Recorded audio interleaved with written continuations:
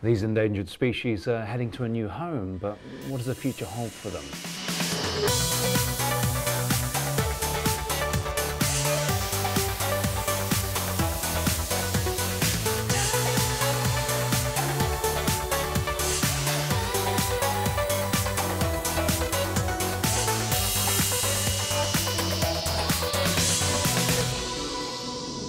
Hello and welcome to the Travel Show with me, Henry Golding, coming to you this week from Auckland, along with a whole host of endangered species who will be going to a new home later on in the program. And I'll be finding out what they'll be expecting when they get there and to see if this new type of conservation project will lead the way for others to follow suit. Firstly, here's what's coming up on the rest of the show. Global Guide gets our adrenaline pumping with some of the world's best events, from camel racing to bull riding. And we take flight into the wilds of Alaska, a new photo safari tour. This is why I land. Look, you're looking up at it.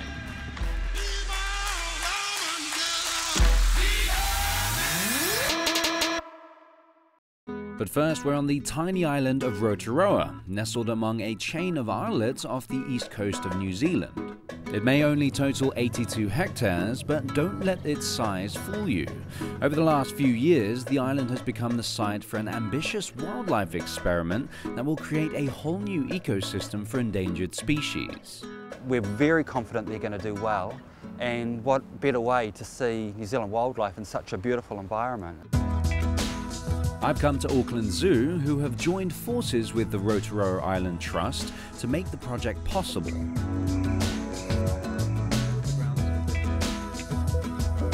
Up to 20 species of endangered animals are planned for translocation to the island, from the magnificent takahe and kiwi birds to forest geckos and tuatara. I want to introduce you to one of our residents here at Auckland Zoo. Seth here is handling tupua. He's a tuatara, one of an ancient lineage, only remaining in New Zealand, an extraordinary animal. She looks like she's something straight out of sort of Jurassic Park. She's very beautiful indeed. Pretty much is. Tuatara have not changed over many millions of years. They're in trouble in that you don't find them on the mainland now. And the only place you can find them is in island sanctuaries like Rotorua. It's almost like an evolutionary experiment. We're trying to put on the island really more species than should be there ecologically, and in more numbers than they would normally be there. And we have to work out ways to manage a number of species in coexistence. Would you mind if I had a little hold? Is that possible? Yeah. And not many people have this experience. I'm very lucky. I can tell you. And gosh, she's quite soft. Yeah. She's not too spiny at all. Yeah, they've got quite like loose skin, don't they? When's the release date? When's the vacation happening to go over to the island? Later this year, tuatara will be the 7th species we've released onto the island. It's very important we do not take anything on the island that is not already there. Ensure that all of your luggage and bags are free from any insects, rodents, and that your footwear is free of any soil, seeds or grasses. In addition to its conservation work, the island is a popular visitor attraction known for its beaches and bushwalks. It also has a fascinating history where for over 100 years it operated as New Zealand's first drug and alcohol addiction centre. Now in the winter, this ferry only runs on the weekends. Luckily, it's a public holiday today, so we've got one boat in the morning and one on the way back, which I can't miss.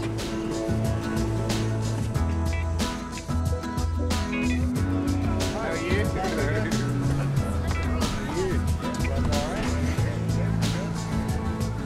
Once introduced to the island, the endangered animals aren't simply left to their own devices, but are closely monitored by a team of experts. So we know that they're roaming the whole island. They're only put here, last week, and they're kind of checking out the whole island. Field Conservation Manager Ian Fraser shows me the radio tracking system being used to trace the tagged pair of takahe birds that were released onto the island last month. We'll turn this on. Oh, There we go, there's a beep already. So the thing is to work out where the beep's coming from. Right. So you just kind of turn slow circles. Try going over toward the Coromandel there. Oh, yep. Keep going. And it stopped. Yeah, So it does work. thank goodness. You're not lying to me, Ian. There are takahe on this island. So, yeah, super smack strong down there, yeah. So basically that's the thing. So we know it's down there somewhere. Yeah.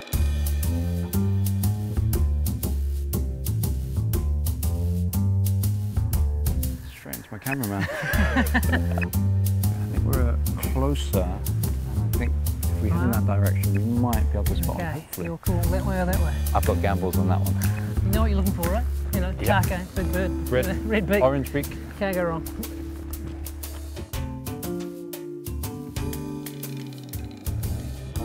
Sadly, we didn't get to see the takahe hiding deep in the undergrowth, but we did get to see some beautiful pukeko, which looks surprisingly similar. So why is it that you actually need to track the takahe on the island? So there's only about 270 takahe in the whole world, and there's a pair of them on this island, so they're very precious. We only put them here last week. We want to make sure they're still alive, so every day we check, the transmitter tells us it's still alive, and also we want to find out where they're living on the island, what kind of habitat they want.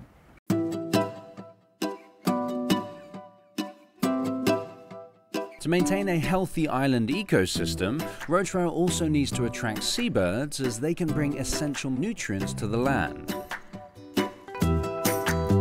As such, the team have installed an artificial gannet colony in the hopes of attracting the real Australasian gannet. We've got 16 plastic gannets here, and the birds that are flying back from Australia will pass this point. They'll be looking for a new site to breed, and the idea is to draw them in. We usually play a sound, so we have recordings of a different gannet colony, and the idea is to bring young birds that are looking for a nesting site in, and they'll come here and nest here, and we know it's safe, there's no predators, and slowly over time we'll build up a gannet colony right here on the island. And it works. It looks Well, unbelievable sort of. to me, but... So last summer we had 6 birds, 6 live real birds here at one time. So that was the most we had at one time, and they were, you know, offering seaweed and bits and pieces to the plastic ones. Trying to romance them. Yeah, that's right. Well, you know, they never say no. So you know. Exactly.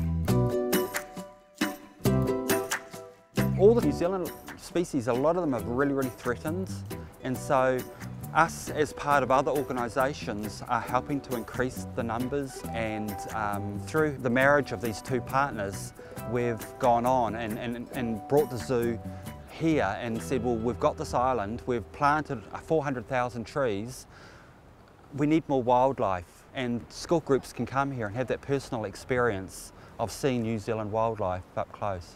It's very cool. Rotorua Island is only a 70-minute ferry ride from the wonderful city of Auckland. And if you're thinking about heading there anytime soon, then here's the travel show guide to things to maybe think about before you go. If you want to get active in Auckland, there's no shortage of activities to get the heart racing.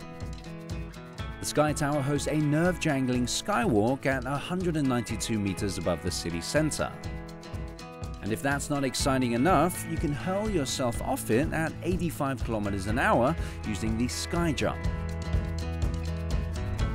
Auckland's also a marine playground, sailing on 2 harbours and between 2 oceans, so there's more water sports options than you can shake a paddle at. If you want to take in the scenery, the Auckland region is dotted with 48 volcanic cones, which provide spectacular panoramic views of the city and harbour.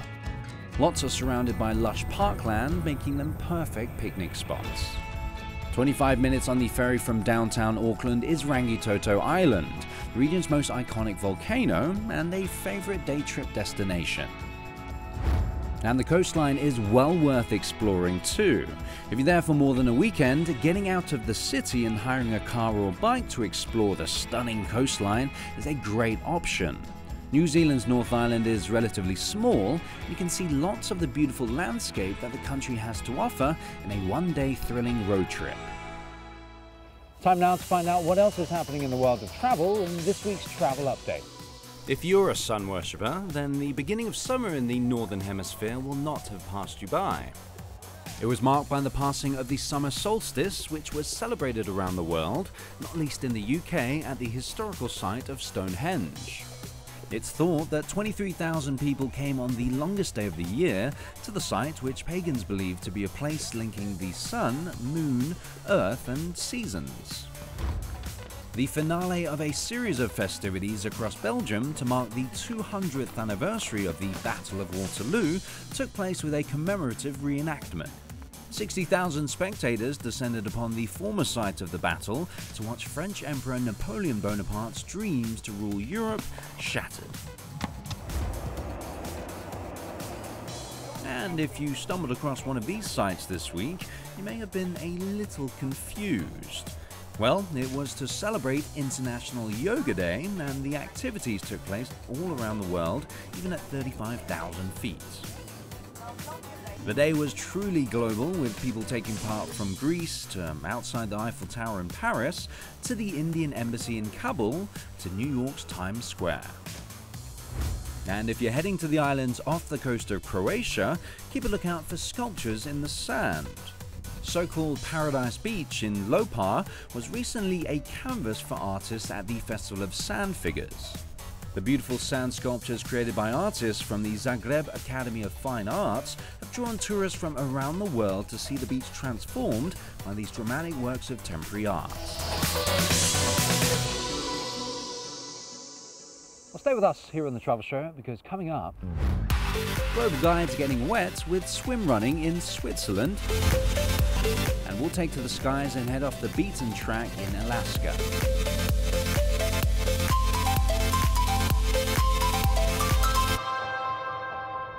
The Travel Show, your essential guide wherever you're heading.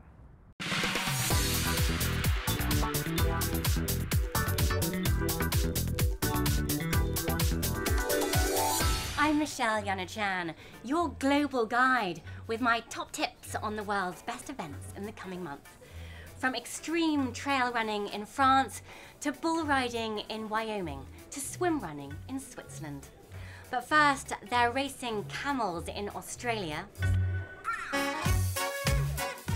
Thousands come to watch the annual Lassiter's Camel Cup on July 11th in the Northern Territory. The more unpredictable the camel, the more entertaining, and the braver the rider, the better the show. The Cup's held at Blatherskite Park.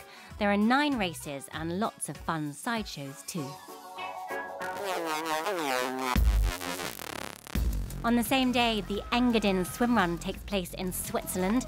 The first international swim run held outside of Sweden, where these races originate. Swim runs are a combination of, you guessed it, swims and runs. Teams of 2 will begin at the top of the Engadin Valley, travelling uphill to the first swim, the highest and the coldest. The race continues through Sils and San Moritz to the finish line by the lake in Silvaplana. 8 swims, linking trails and spectacular views. Across the Atlantic, the sleepy colonial town of Paraty on Brazil's Costa Verde becomes a hub of all things bookish when Flip takes over from July 1st. The literary festival touts readings and workshops, as well as film screenings and after-parties running until July 5th. From literature to music, Portugal will be hosting the 9-day Festival Musicas do Mundo from July 17th in Alentejo. The first 3 days of the festival are in the village of Porto Chovo and the remainder in the city of Sines. Venues include the main square, the medieval castle, the art centre and the beach. On tour are Salif Keita, Orlando Julius and the Heliocentrics, and the Abibio sound machine. It's one of the world's largest outdoor rodeos. In the USA, the Cheyenne Frontier Days begins July 17th in Wyoming. A 10-day festival, it features the world's best rodeo action with all the pros in town. There are also bull riding competitions to crown the 2015 world champion, as well as a carnival, concerts, parades, pancake breakfasts, a wild horse race and a chuck wagon cook-off. Back in the Alps, from July 23rd, La Plagne in France is hosting La 6000D, the course of giants, with new competitions in its annual trail running programme. There's the 60 Vertical, a 1,000-metre climb over 5k, as well as the 60 Mom for kids. They join the harrowing 6000D, a 63-kilometre race climbing from apple orchards up to the top of the Belcote Glacier with a 4,000-metre vertical climb. That burns. There's also the 1.5 kilometre 60 bob, not so long perhaps, but competitors must run up the legendary Olympic bobsleigh track, which averages 8.2% with a maximum grade of 14%. The record is an unbelievable 6 minutes 12 seconds. There'll also be a shot of adrenaline at the Vans US Open of Surfing at one of our favourite beaches, Huntington in California. Be prepared for some good waves and great scores. There's also some of the best skateboarding and BMX action. 500,000 attend. The Open runs from July 25th through August 2nd. That's my global guide this month. Let me know what's happening in the place where you live or where you love. We're on email and across social media. Until next time, happy travelling. Next, we're in Alaska, the largest and least densely populated of America's 50 states. A new photo safari led by photographer and pilot Mark Stadscliffe claims that he's now able to take tourists to some of the most stunning and remote areas of the state. We went to check it out. The plane we're flying in today is a Cessna 206. It's probably one of the most popular workhorses in all of Alaska. Tower, Russ 96 informs ready southeast, east option.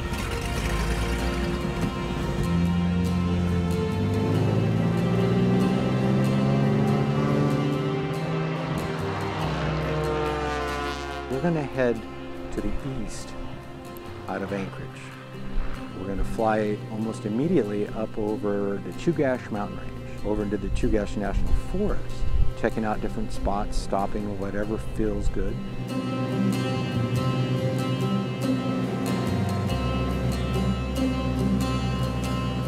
What I mean by photo safari is get people out to a place that they've never been before and open them up to an experience of nature and using their camera to experience nature. All right, if everybody will return to your seats for landing.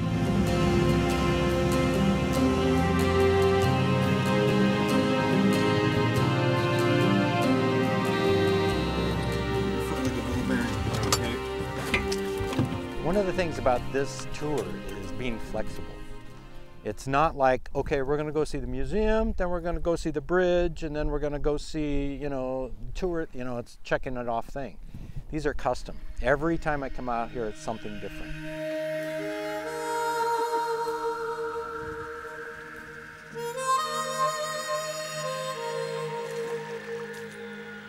So this truck over here, if I was going to go over and shoot that now, what I advise people to do is don't just start shooting pictures. Wait before you shoot. Look at all of that. And then typically the advice is get closer. Is that a particular curve of the fender? Maybe you want to get on the other side, shoot through the window, I'm thinking, of a rusty window, and you're framing the beautiful, pristine thing. You could come with a cell phone. You could come with your laptop. You could come with a point and shoot. And of course it's digital, so shoot lots and delete.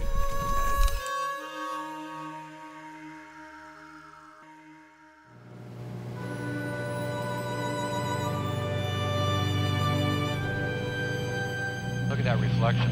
That's so cool. That's beautiful. I'm gonna go ahead and make a nice left turn sweep here, and you can get some nice shots looking right up the crevasses as well. But I've never been able to land in this cove before, and I think today we can. Now, see, this is why I land. Look, you're looking up at it.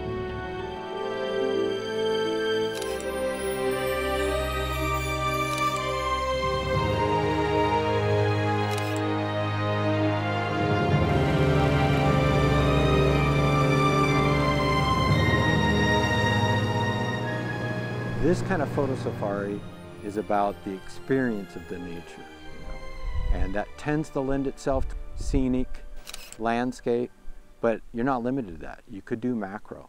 You could do wildlife if the chance presents itself. But wildlife is kind of like the cherry on the top. We can't say, yeah, that seal is going to pop up in this bay.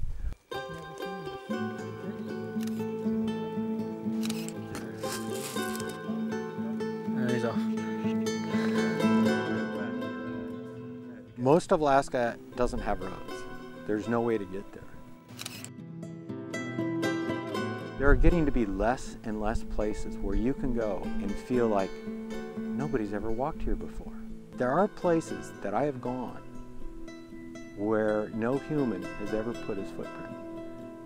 I'm pretty certain of that because the glacier just receded.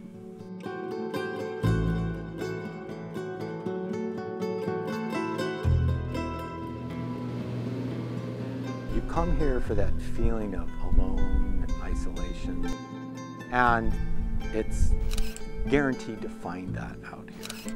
What the weather is going to be, there are no guarantees. But to find an isolated beach, we can do that. Some of the best memories over the last 20, 25 years. For instance, underneath the glacier, to me it felt like being in church. It was so quiet, except for the dripping off the cavern walls and occasional stone plopping. You could hear the meltwater underneath the glacier. For me, that was something that if I were to stop flying next year, I would still always have that experience.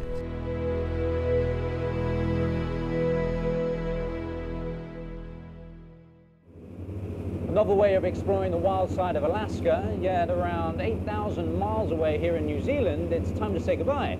But join us next week when... Kristen Larwood is here taking a look back at some of the stories and adventures we've brought you over the past few months, including Addie's first time headbanging at a heavy metal gig in Botswana. Gaining speed! Gaining speed! And I get to grips with extreme go-karting in the Philippines. Watch out for those trees! Close call. Catch that if you can, and if you want to join us on all of our travels wherever we are in the world, you can sign on to one of our social media feeds, which should be on your screens now. But for me, Henry Golding, and the rest of the Travel Show team here in New Zealand, it's goodbye.